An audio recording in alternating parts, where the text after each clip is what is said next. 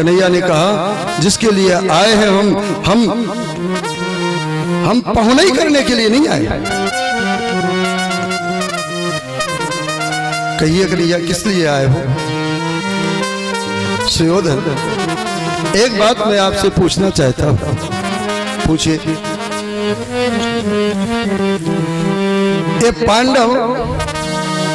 ये पांडव आपके चचेरे भाई हैं?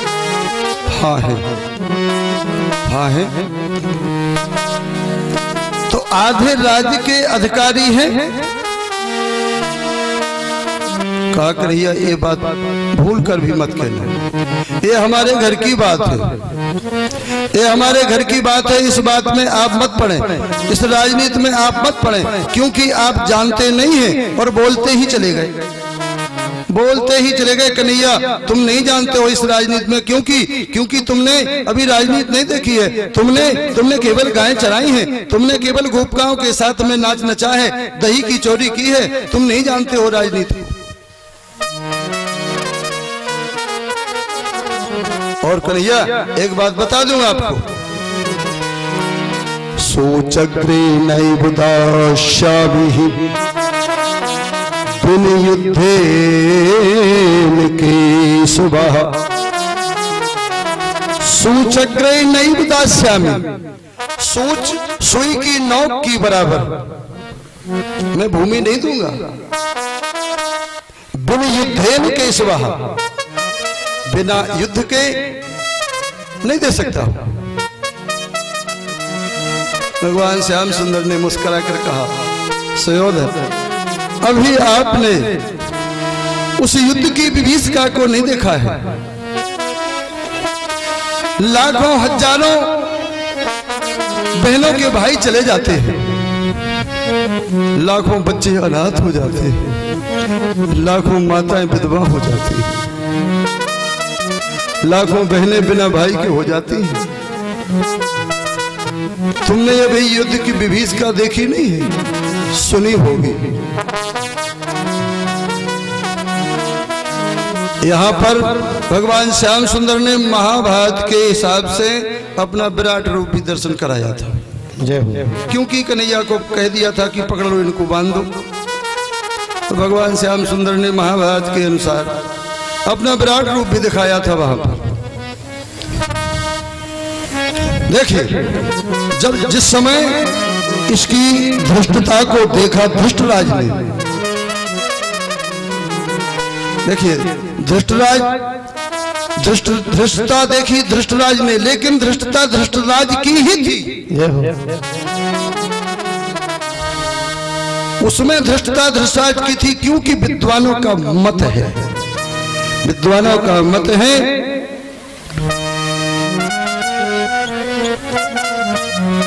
क्या मत है विद्वानों का?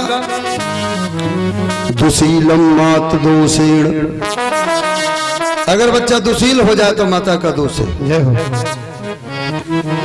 दुशीलम मात दोषेण पुत्र दोषेण मूर्खता, अगर मूर्ख है तो पिता का दोष है। तो इसमें जो मूर्खता दे रहा है, ये जो मूर्खता दे रहा है दुर्योधन, जो धृष्टता दे रहा है वो धृष्टराज की है नीति के अनुसार। दुशीलम मात्र दोषेण पितृदोषेण मूर्खता, स्वैरत्तम संग दोषेण दारा दोषेण दरिद्रता। अगर कहीं दरिद्रता आती है तो हमारी जो धर्म की स्तंभ हैं, हमारे जो घर की नींव है, जिसे नी कहा जाता है, जिसे घर नहीं कहा जाता है, कहीं उनकी कमी हो जाती है। समझ गए होंगे आप, मेरी माताएं भी समझदार हैं। तो आगे आएगा एक प्रसंग कि दरिद्रता को माताएं बहनें किस प्रकार से नष्ट कर सकती हैं अपने घर, ये भागवत के अनुसार। स्वैरत्तम संग दोषेण दारा दोषेण दरिद्रता। आइए, धृष्टराज ने कहा ए दुर्योधन, बोलना बंद कर दीजिएगा। समझ गए दुर्योधन? बोले कन्हैया मेरा स्वभाव जरा ऐसा ही हो गया है, क्षमा करना और चलिएगा, चलिए भोजन पा लीजिएगा। माता गांधारी ने बहुत सुंदर सुंदर भोजन बनाया है। भगवान श्याम सुंदर बोले दुर्योधन जी, भोजन जब किया जाता है दो परिस्थिति होती है भोजन की। एक तो वो परिस्थिति भोजन की हुआ करती है कि जब बहुत भूख लगी होती, बहुत क्षुधा होती है, बहुत जठराग्नि तेज होती है, तब कहीं भी भोजन पा लिया जाता है।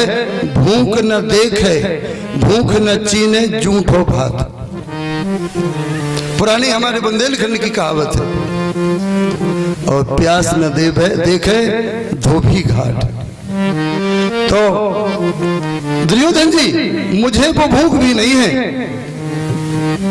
और दूसरी परिस्थिति होती है जहां प्रेम से भोजन पवाया जाता हो, जहां प्रेम से भोजन पवाया जाता हो, फिर भी अगर क्षुधा भी नहीं है, भूख भी नहीं है, तब भी भोजन पाया जाता है। और प्रेम का भोजन तो अलग ही बात है। इसलिए दुर्योधन, न तुम में वो प्रेम है, न मुझे वो भूख है। उस समय महाभारत के अनुसार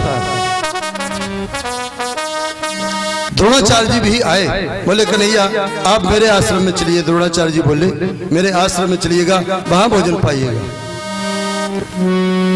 नहीं महाराज जी नहीं। गुरु जी उस समय भीष्म पितामह भी आए। भीष्म पितामह ने भी कहा कन्हैया चलिए मेरे आश्रम में चलिएगा, वहां भोजन। भीष्म पितामह को कह दिया पितामह जी मैं आपकी गोदी का शिशु हूं, मुझे भोजन पाना है अपने विदुर काका के यहाँ। दुर्योधन ने सुना। दुर्योधन बोले कन्हैया कब तुमको निमंत्रण आ गया? कहा जब मैं राठ से चला था। जब मैं राठ से चला था, द्वारका से नहीं, द्वारका से नहीं, जब मैं बुंदेलखंड की धराधाम से राठ से चला था तब मुझे निमंत्रण मिल गया। अरे कन्हैया तुम नहीं जानते हो परिस्थिति को, मैं सारी परिस्थिति को जानता हूं। बेचारे काका जी जब स्वयं पालेंगे, जब आपको तो पवाएंगे। कन्हैया ने कहा नहीं, जो निमंत्रण देता है वो व्यवस्था करता है। हमारे इस आश्रम के महाराज भी कहते हैं यही बात कि व्यवस्था हम नहीं करते हैं, जिसके आश्रम में तुम आए हो वो व्यवस्था करे, हम क्यों करें? अब डायरेक्ट खाती बाबा व्यवस्था करेंगे। तो जिसने मुझे निमंत्रण दिया वो व्यवस्था करेगा। और उस समय भगवान श्याम सुंदर वहां से लौटे और यहाँ पर रथ पर आए। और जब रथ पर आए तो रथवान से कहा थोड़ी दूर तक रथ ले चलिएगा और उतार दीजिएगा मुझे। थोड़ी दूर तक रथ चला, उतार दिए गए श्याम सुंदर को। और पद में त्राण नहीं है, पनही नहीं है, पादुकाएं नहीं है, पद में चलने लगे। दारुक ने कहा नाथ चरण पादुकाएं तो ग्रहण कर लेते। कहा नहीं दारुक तुम नहीं जानते हो, तुम नहीं जानते हो। जब किसी देवालय में जाया जाता है तो पादुकाओं का त्याग कर देते हैं। जय हो। कन्हैया देवालय में जा रहे हैं आप तो कह रहे थे कि काका जी के यहाँ, विदुर जी के यहाँ। तो कहा हाँ दारुक, हाँ दारुक, मुझसे किस कोई पूछे तो मैं ये बताऊंगा कि संसार मेरा भजन करता है, लेकिन मैं किसका भजन करता हूं? जो मेरा भजन करता है मैं उसका भजन करता हूं। मैं अगर संसार की आत्मा हूं और मुझसे कोई पूछे आपकी आत्मा, आपकी भक्त क्या है, तो मैं कह दूंगा कि वो मेरी आत्मा नहीं है, मैं उनकी आत्मा हूं, लेकिन वो भक्त मेरे परमात्मा है। तो भक्त मेरे परमात्मा, मैं संसार का परमात्मा होगा, लेकिन मेरे भक्त मेरे परमात्मा है, इसलिए मैं परमात्मा के मंदिर में जा रहा हूं, इसलिए पादुकाएं त्याग कर जाऊंगा। और पादुकाओं का परित्याग करके और हमारे श्याम सुंदर पहुंचे।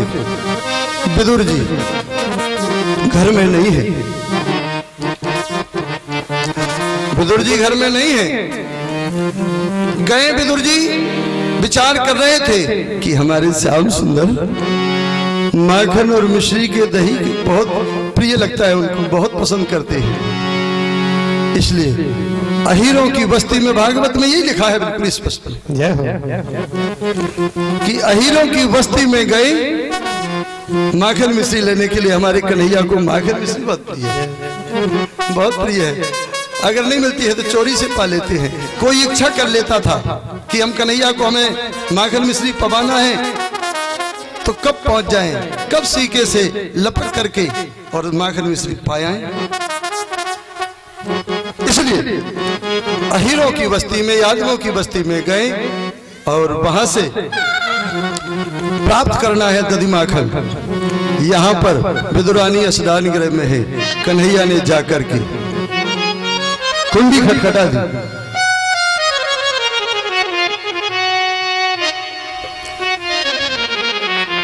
जब कुंडी खटखटाई, क्या हुआ देखिए। विदुर घर, विदुर घर,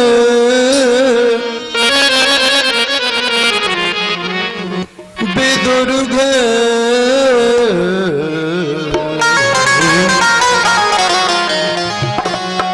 विदुर घर पाहुना आज हरी आए। विदुर घर पाहुना आज हरी आए। विदुर घर पाहुना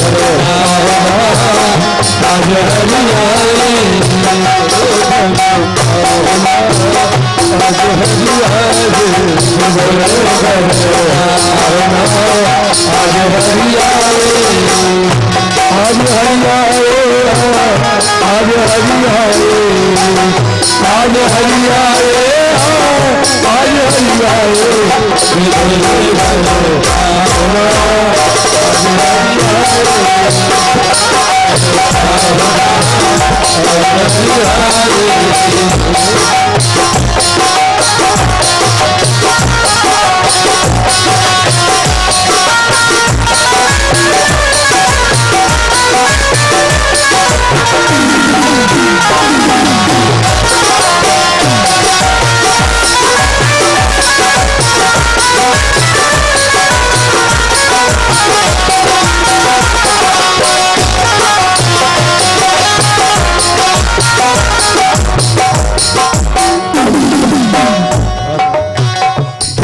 नहीं घर की विदुरानी,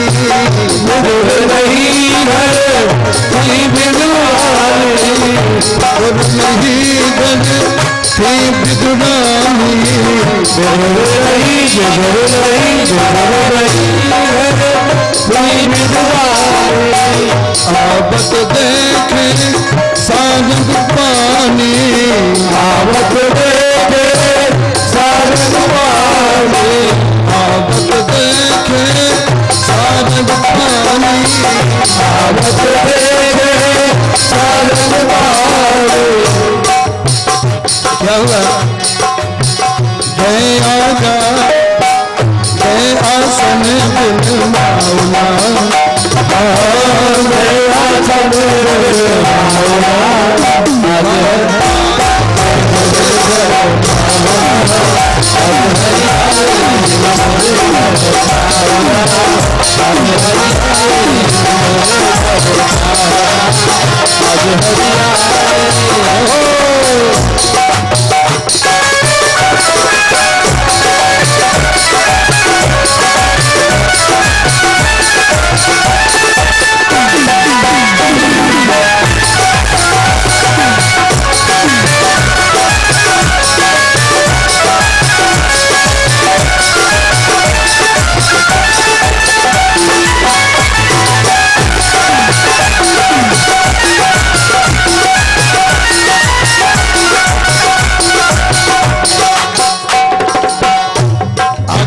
आगे आ जाइएगा, आगे आगे है जगह है आगे, आइए आगे आइए ना, आगे को आइए। अरे आगे आइए जी, कथा में तो आगे आना चाहिए, कथा में आगे आओ, झगड़ा हो तो पीछे भाग जाओ, झगड़ा हो तो पीछे भाग।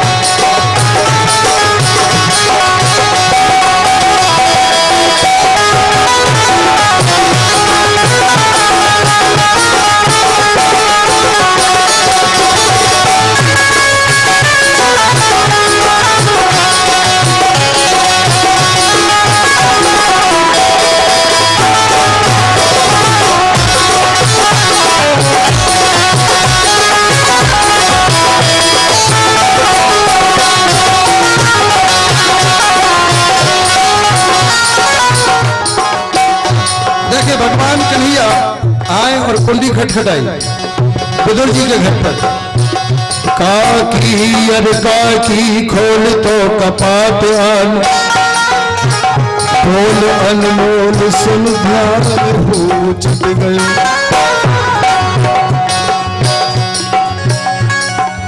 नगिन उठ धाई ब्रजराज की पानी,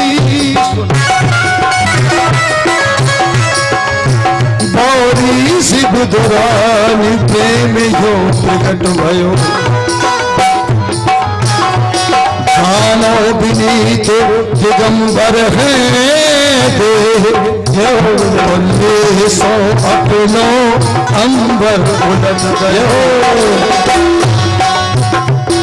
कांधे से झटक झट नागर नट फेंको, कांधे से झटक झट नागर नट फेंको पट, तो प्रीत पट काकी के लट कति सौल पट गयो।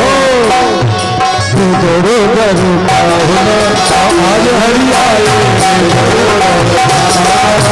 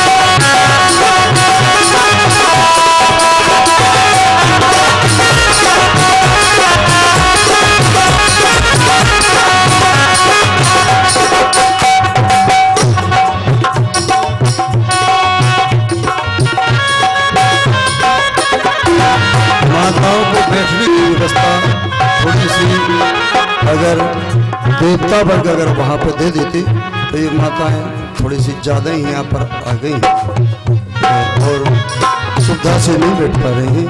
अगर देवता वर्ग थोड़ा सा स्थान वहाँ दे दे तो, और यहाँ है आपके लिए, यहाँ बहुत अच्छा स्थान आप देवताओं के लिए, यहाँ बहुत अच्छा स्थान है। आइए यहाँ पे विराज कर देखिए सभी मानव। हाँ थोड़ा सा आगे को आ जाए। हाँ सभी देवता के लेकर आ जाए, सभी उस साइड से, सभी देवताओं से निवेदन है उधर से विचार कर रही है। क्या विचार? घर में आज कछु नहीं रहो है, घर में आज कछु नहीं रहो है, घर में आज कछु नहीं रहो है, घर में आज कछु नहीं रहो है। विधवानी मन सोच भयो है, विधवानी मन सोच भयो है, विधवानी मन सोच भयो है, विधवानी मन सोच भयो है। कदली फल में आओ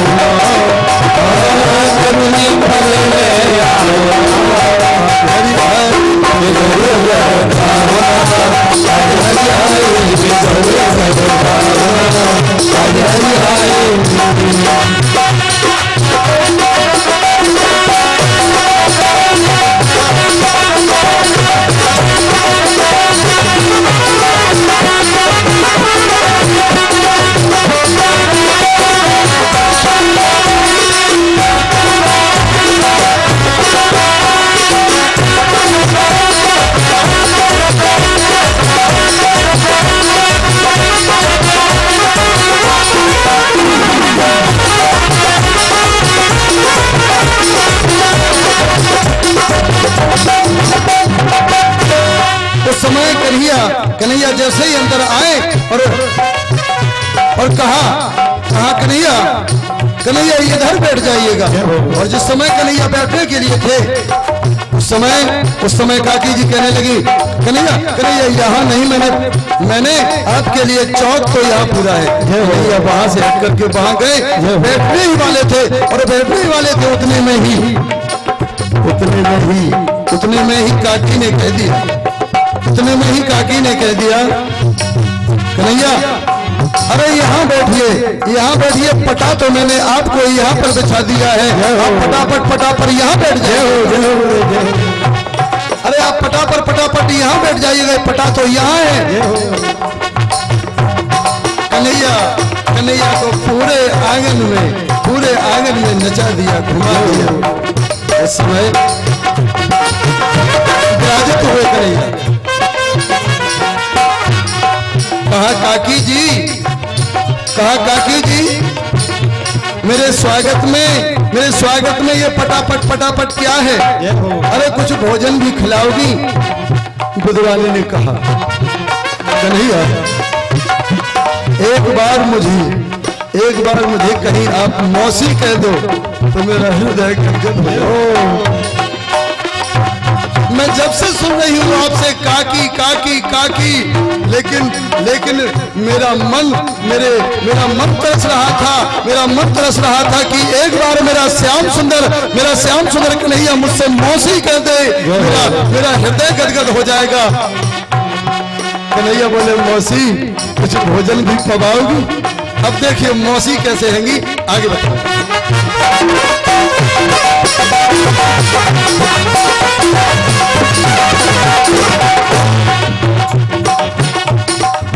कदली का फल ले आए, कहा कन्हैया ये पाइएगा, लेकिन कदली दूध गिरायो, कदली दूध गिरायो, कदली हो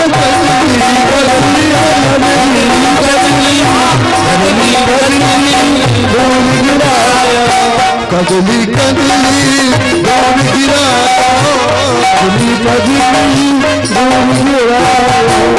और छिलकों का प्रभु भोग लगायो, छिलकों का प्रभु भोग लगायो, छिलकों का प्रभु भोग लगायो, छिलकों का प्रभु भोग लगायो। बड़े प्रेम से पावना, बड़े प्रेम से पावना,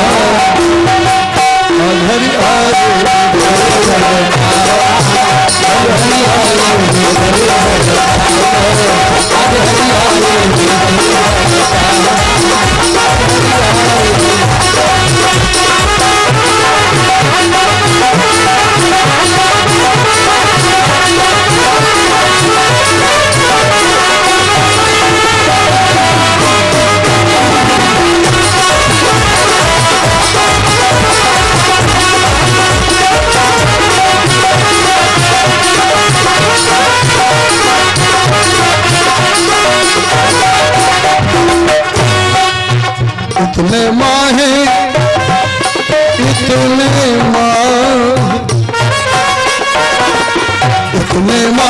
बिगड़ दिया,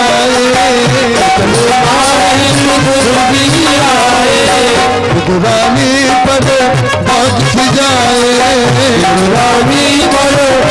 खिजाए, घर की लाज कमाना, घर की लाज कमाना, घर की लाज कमाना,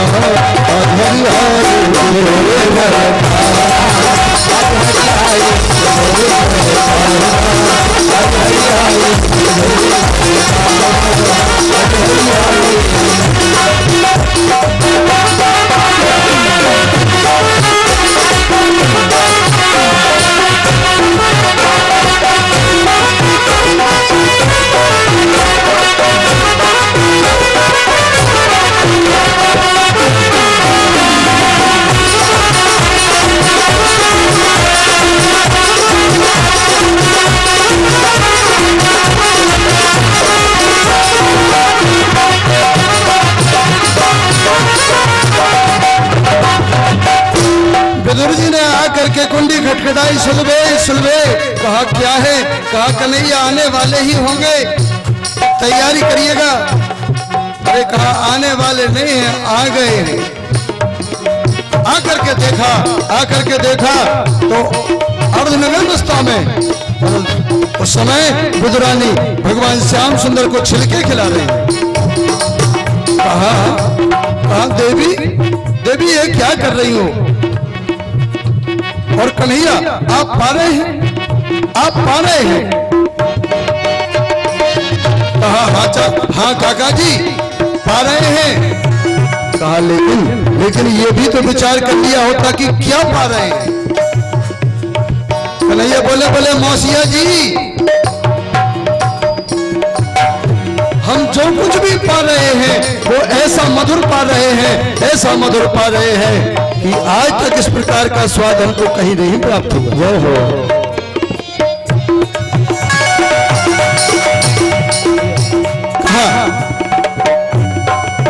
सुनो बुदन हम भाव के भूखे, सुनो बुदन हम भाव के भूखे, सुनो बुदन हम भाव के भूखे, सुनो बुदन हम भाव के भूखे, सुनो बुदन हम भाव के भूखे।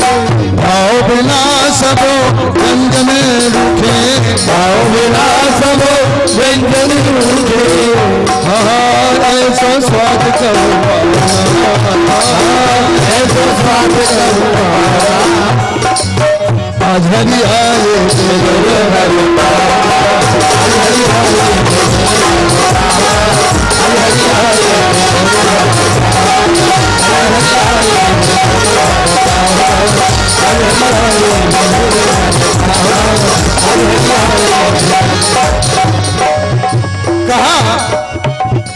कहा ऐसो स्वाद कहीं पावना। कहा हाँ। उद्धव जी महाराज ने पूछा, आज वो बात नहीं है, आज वो बात इसमें नहीं है। विदुर जी ने उद्धव जी ने पूछा कन्हैया आपने कई अवतार लिए लेकिन भोजन कहाँ अच्छा प्राप्त हुआ? कहा सात दीप खंड में और भोजन में कई बार एक सबरी एक विदुर भजो दो बार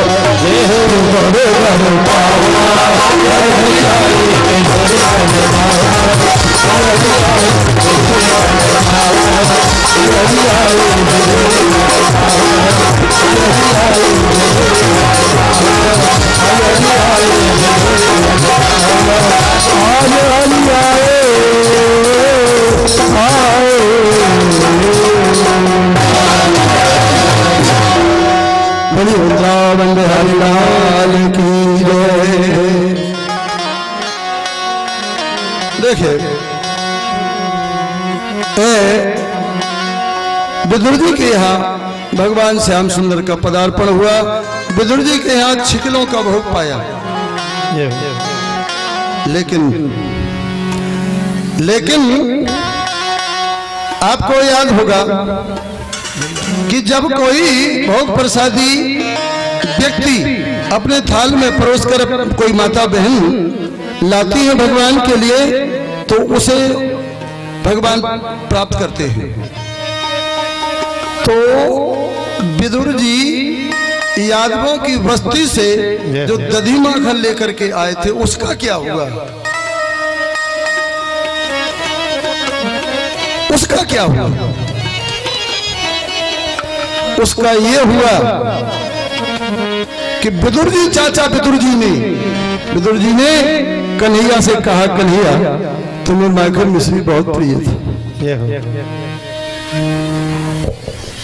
आइए मेरी गोद में बैठ जाइए, क्योंकि तुम मेरे केवल भतीजे भी नहीं हो,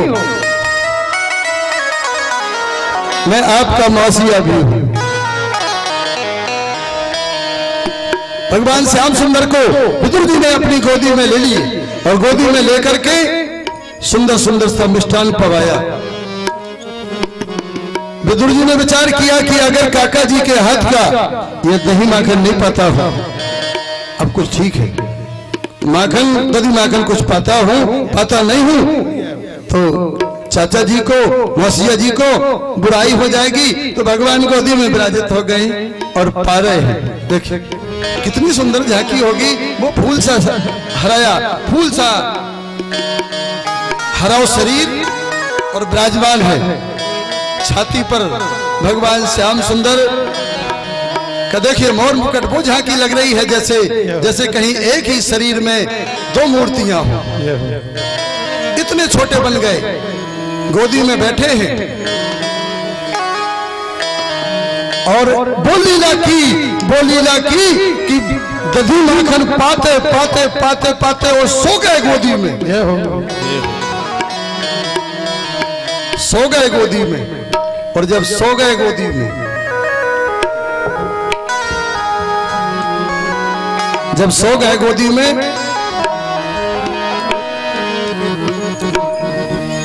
उस समय जैसे ही जागे तो एक अमिट छाप छूट गई, अमिट छाप छूट गई विदुर जी की जांघ में भगवान श्याम सुंदर के कर्ण फूल का निशान बन गया। वो अमिट छाप हो गई।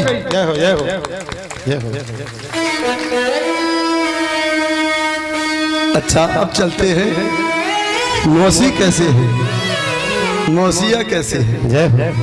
निवेदन करूंगा कि ये जो धुआं जो आ रहा है ये अपनी भटिया का है या यहाँ कहाँ से आ रहा है ये धुआं। हाँ जरा निवेदन कर देना, निवेदन, बस निवेदन करना। जय हो। उस समय मौसिया और मौसी का रिश्ता कैसे हो गया देखिए, बिल्कुल आप जानते हैं इनके रिश्तों को। देखिए किस प्रकार से बताऊं मैं, जो बिल्कुल स्पष्ट में समझ में आ जाएगी आप। जो महारानी गंधारी है वो गंधार नरेश सुबल यादव की पुत्री है। गंधारी सुबल यादव गंधार नरेश किसी काल में गंधार में 100% यदुवंशी थे। आज 1% नहीं है। जय हो। गीता प्रेस गोरखपुर धर्मांक, आज एक भी यदुवंशी नहीं होना। 100% यदुवंशी थे सुबल यादव, लिख लीजिएगा।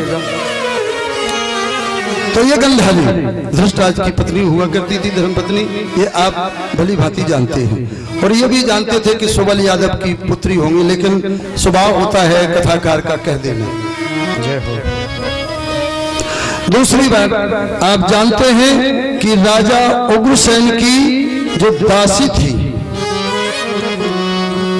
महाराज उग्रसेन कंस के पिताजी, उग्रसेन की जो दासी थी, एक बात दासी की ही पुत्री थी सुलभा, और उग्रसेन के भाई देवक की पुत्री देवकी थी। इसलिए मौसी का रिश्ता है, क्योंकि राजा की जो दासी हुआ करती थी, सेवा करने वाली हुआ करती थी, उनका विवाह नहीं होता था। और कोई इतनी सुंदर सेवा करती थी कि राजा उन पर प्रसन्न हो जाते थे, तो पुत्र की प्राप्ति हो जाती थी, पुत्री की प्राप्ति हो जाती थी। तो इसलिए ये कंस की अंशरूपा बहन थी, क्योंकि उग्रसेन की पुत्री हुआ करती थी। लेकिन उस समय माता का ही गोत्र, माता का ही वंश, माता का ही अंश माना जाता था। इसलिए इनको दासी पुत्री थी, इसलिए सुलभा को भी दासी की पुत्री होने के नाते छोटी छोटी जाति की कह दिया था। इसलिए कह दिया जाता था कि विदुरस यादव पते कि मृगरस कौन यादव पते। विदुरस कौन सी बड़ी जाति के थे। अब देखिए, राजा सूरसेन की पुत्री थी कुंती। राजा सूरसेन की पुत्री थी कुंती। और जो भोजवंशी यादव थे उनके यहाँ पाली नहीं थी जे, इसलिए ये उनके यहाँ पहुंची और पांडु को ब्याही नहीं थी। तो ये भी यादव थे। महाराज उग्रसेन यादव, महाराज सूरसेन यादव जिनकी पुत्री सुलभा हुई, और गंधारी गंधार नरेश राजा सुबल यादव। इसलिए मौसी है, मौसिया है। जब कंस की बिल्कुल चचेरी बहन देवकी हो सकती है तो सुलभा क्यों नहीं हो सकती है। इसलिए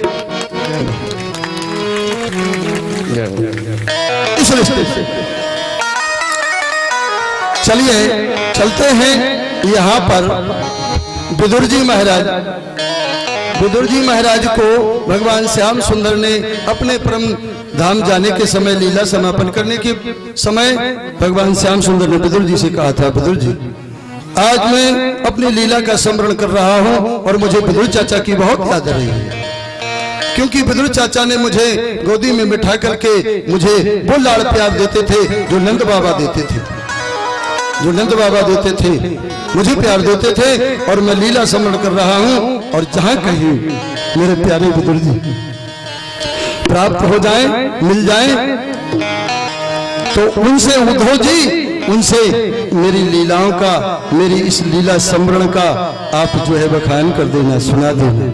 उस समय उद्धव जी महाराज ने इस प्रकार से भगवान की जब लीला स्मरण हो गई थी तो वहां से चले और उत्तराखंड में तीर्थ यात्रा करते समय विदुर जी चाचा प्राप्त हुए। विदुर जी चाचा को लेकर के आए और गोवर्धन की तलेटी में बैठ करके उद्धव जी महाराज ने विदुर चाचा को सारी कथा सुनाई। क्योंकि 12 साल बीत गए थे जाए हुए, तो सारी जो घटनाएं थी 12 साल की, वो सारी की सारी सब घटना सुनाई। लेकिन वो ब्रह्म ज्ञान जो विदुर जी को दिया था गीता का, उद्धव जी महाराज चाहते हैं विदुर जी से कि वो ज्ञान प्राप्त हो जाए। तो उस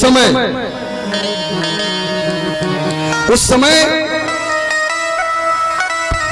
उठता है प्रश्न कि जो गीता अर्जुन को सुनाई गई थी, जो गीता उद्धव जी को सुनाई गई थी, जो गीता धर्मराज युधिष्ठिर को सुनाई गई थी, वही गीता उद्धव जी महाराज विदुर जी को सुनाए। तो विदुर जी ने कहा मुझे वो ब्रह्म ज्ञान की प्राप्ति आप करा दीजिए। तो उद्धव जी महाराज ने कहा कि आप इस समय हरिद्वार चले जाइएगा और वहां के मेला में महात्मा मैत्रेय जी विराजमान हैं, उनसे आप ब्रह्म ज्ञान की प्राप्ति और जो मुझे गीता का ज्ञान भगवान श्याम सुंदर ने दिया था वो आपको मैत्रेय जी सुनाएंगे। और मैत्रेय जी के पास में जाकर के विदुर जी का और मैत्रेय जी का सुंदर सा संवाद हुआ। मैत्रेय जी ने सुंदर सा ज्ञान विदुर जी को दिया। अब देखिए विदुर जी ने कहा महाराज आपने मुझे ब्रह्म ज्ञान दिया, लेकिन मैं ये जानना चाहता हूं कि वो परमात्मा अवतार क्यों लेते हैं। ये शुभारंभ में भी होती है, 3 बार भागवत में सृष्टि की उत्पत्ति की कथा आती है। ये अवतार क्यों लेते हैं भगवान? श्याम सुंदर अवतार इसलिए लेते हैं 24 जब हो धर्म की हानि बढ़े असुर धर्म अभिमानी तब धर बुध शरीरा हरे कृपानद सज्जन पीरा। लेकिन सज्जन की पीड़ा हरते हैं दुर्जन की नहीं। हाँ, आप सोचे कि चाहे जो कुछ करो हमें तो पीड़ा में हर दे, ऐसा नहीं चले। तुलसीदास जी ने कही कि सज्जन की पीड़ा हर। हाँ, उस समय विदुर जी चाचा ने पूछा कि महाराज भगवान अवतार क्यों लेते? तो कहा अवतार इसलिए लेते हैं कि जब पृथ्वी पर भार बढ़ जाता है तब। तो कहा मैंने सुना है कि भगवान कभी शूकर का अवतार धारण कर लेते। कहा हाँ कर लेते हैं। देखिए बड़ी विचित्र बात होती है अवतारों की।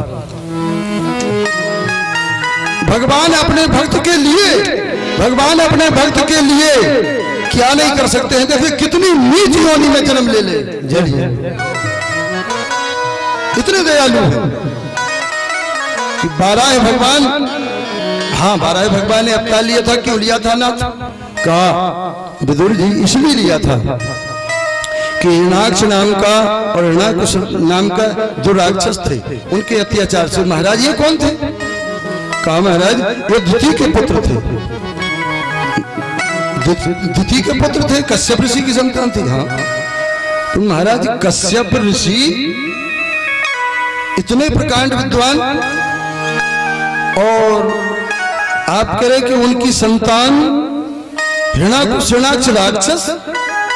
हाँ कहा ऐसा क्यों? कहा महाराज ऐसा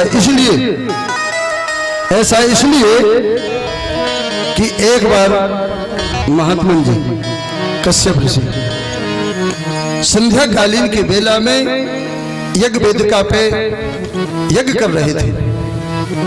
उस समय जैसे ही यज्ञ समापन हुआ संध्या काल की बेला में और दिति आई। दिति की अभिलाषा थी कि पुत्र की प्राप्ति।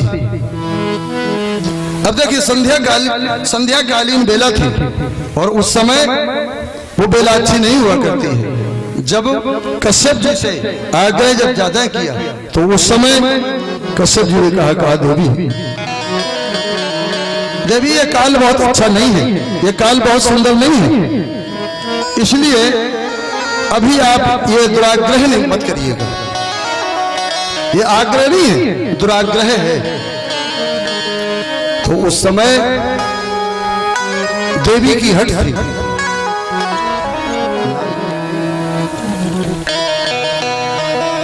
हाँ देवी की हट थी।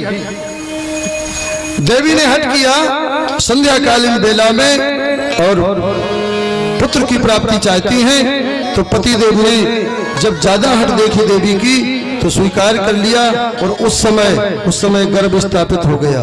वो काल बहुत सुंदर नहीं था। तो यहाँ पर इन कथाओं से ये है, अब तो आजकल मेरी माताएं बहनें पूजनियां आराधनियां बंदनियां सब पढ़ी लिखी हैं, सब जानती हैं संक्षिप्त में इशारे में। वो बेला अच्छी नहीं होती है जब एक धर्मात्मा महात्मा के यहाँ इस प्रकार की संतान हो सकती है संध्या कालीन बेला की। तो हम तो मानव हैं। तो इन कथाओं से यह ज्ञान होता है कि हमें उस काल का ध्यान रखना चाहिए। उसी काल में ये काल का प्रभाव था कि जब रावण की माता केकसी ने भी ऐसा ही किया था कि विश्वेश्वर ऋषि से संध्या कालीन में ही पुत्र प्राप्ति की थी। इसलिए रावण और कुंभकर्ण का जन्म हुआ था। ये संध्या कालीन बेला का प्रभाव था। संध्या कालीन बेलाओं का तीसरी बात आगे आएगी, वो मैं पहले बता दूं क्योंकि समय जब आ जाता है कोई कथा का और उस समय छूट जाए शायद।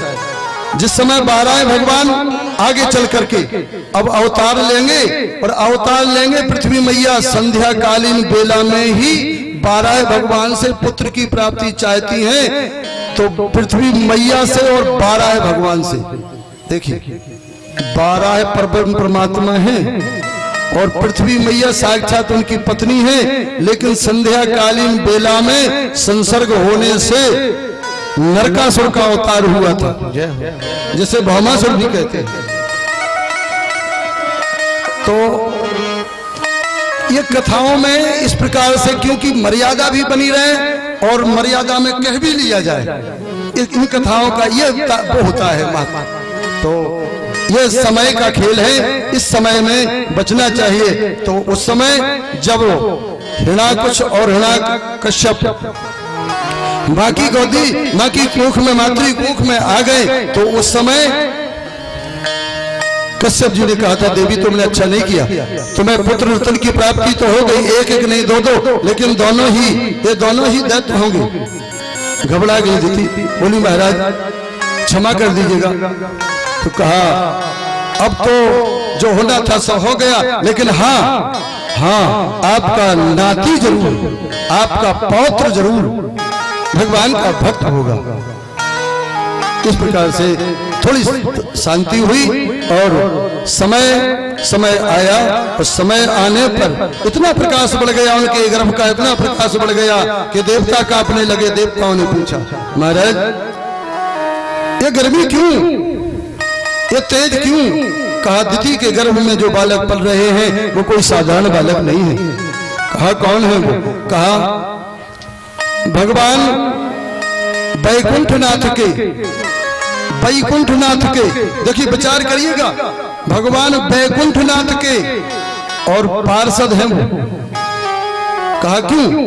वैकुंठनाथ इसलिए जैसे कि नरगढ़नाथ हो जाए, दतिया नाथ हो जाए, कामता नाथ हो जाए, द्वारका नाथ हो जाए, ऐसे ही भगवान को वैकुंठनाथ कहते हैं। क्यों कहते हैं? कि भगवान का नाम भी वैकुंठ है, भगवान का धाम भी वैकुंठ है।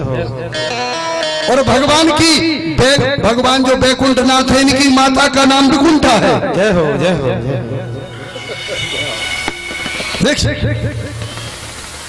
इस प्रकार से वैकुंठनाथ के ये पार्षद हैं, और इनको महाराज जय विजय कहा जाता है,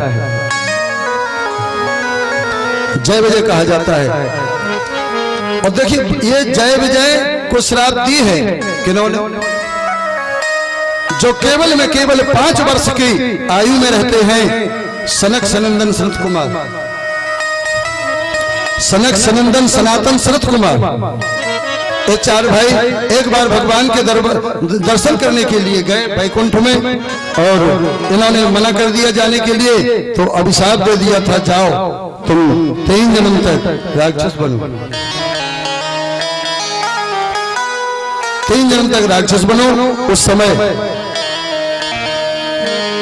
समय भगवान आए, भगवान ने किया, सबका सम्मान किया सनक सनंदन सनत कुमार जी का। लेकिन देखिए यहाँ पर एक बहुत अच्छी घटना हुई, कि जिस समय लक्ष्मी मैया ने